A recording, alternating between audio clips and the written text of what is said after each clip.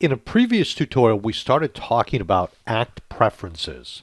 And one of the options you have here is you have the option of working with one of two word processors. So let me show you what that means. I'm going to go up to Tools. I'm going to go down to Preferences. And when I get into Preferences, one of my options will be right here, Word Processor. And I'm going to click on that.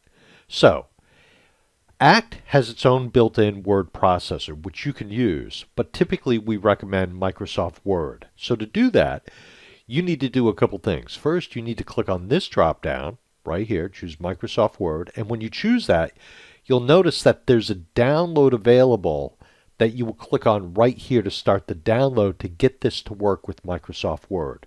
So I'm going to do that right now. I'm going to click on that download.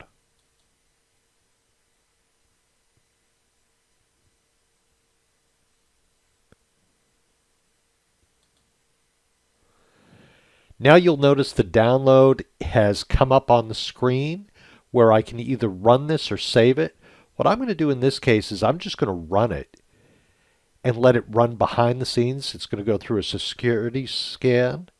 It's going to ask me this. I'm going to say yes. And it's going to install.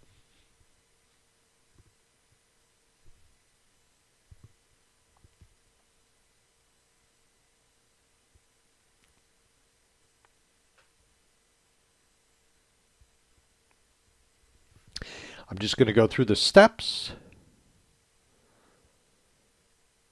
And I'm being silent here on purpose while this just runs through so you can see it work.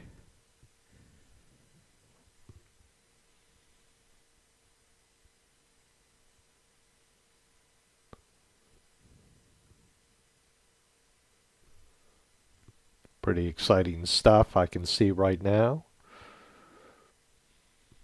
Watching software install. How much fun is that?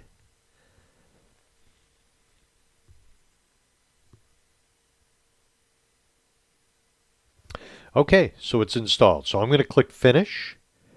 And in my next tutorial, and I'm going to close this, in my next tutorial what I'm going to do is I'm going to show you how we can run a mail merge. So I'm going to click OK and close, and we're done. Ladies and gentlemen, thank you very much. Have a great day.